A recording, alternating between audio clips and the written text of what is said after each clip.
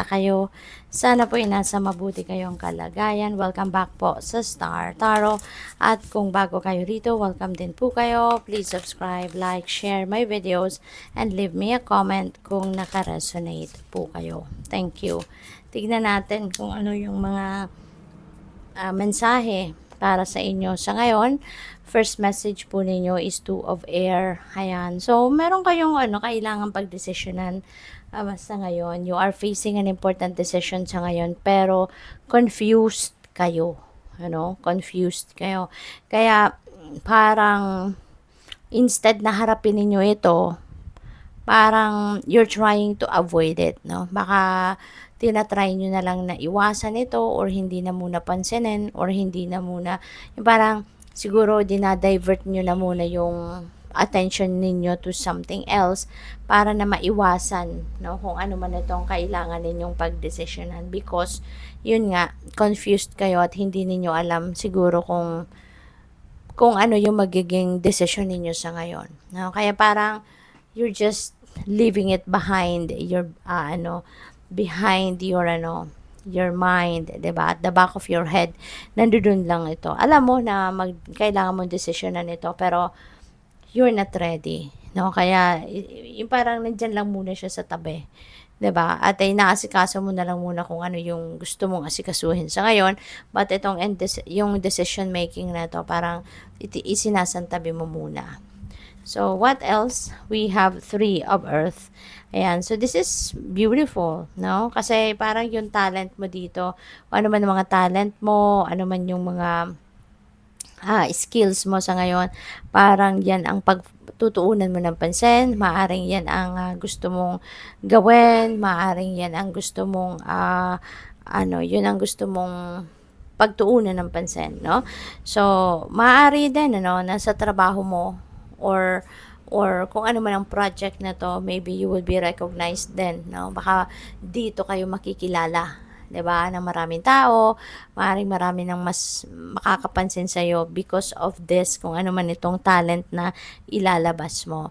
So, this is also about partnership, no? Siguro ang iba sa inyo is also going to partner with someone. Baka mayroon ding offer of partnership sa inyo, na alam mo 'yon, sumali sa ginagawa mo or makipagtrabaho sa iyo or makipagsosyo sa iyo, no? Makikipag-collaborate sa iyo sa isang proyekto or kung ano mang plano, So, maaaring may mga offers kayo na ganun sa ngayon.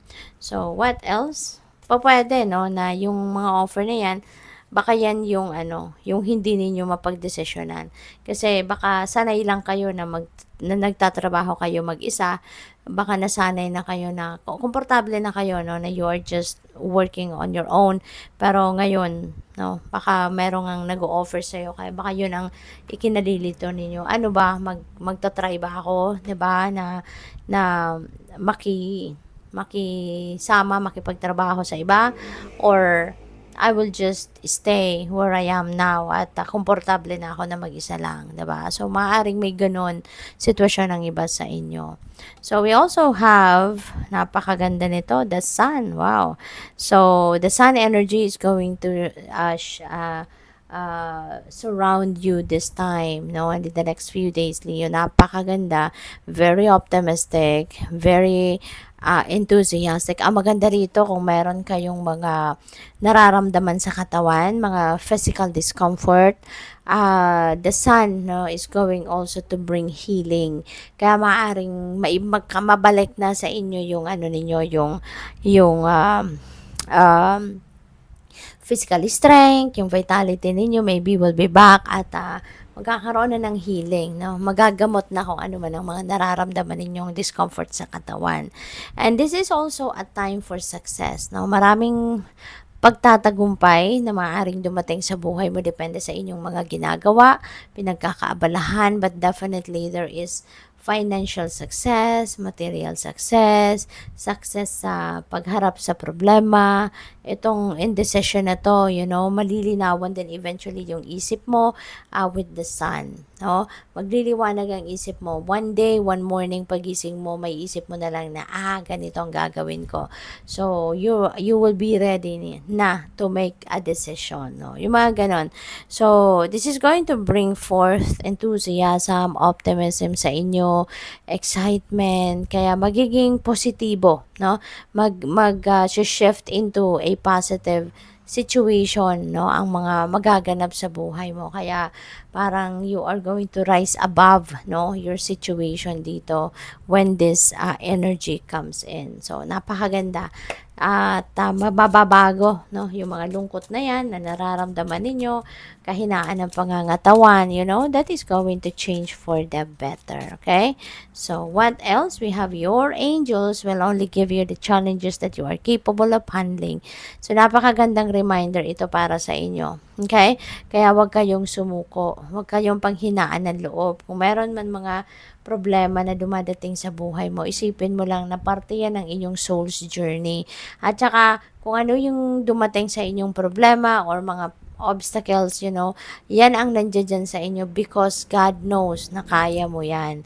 Hindi ka bibigyan, hindi ka bibigyan ng challenge, na hindi mo naman kayang solusyonan. Hindi. Kasi, 'di ba, there's no point na gawin ng universe yon.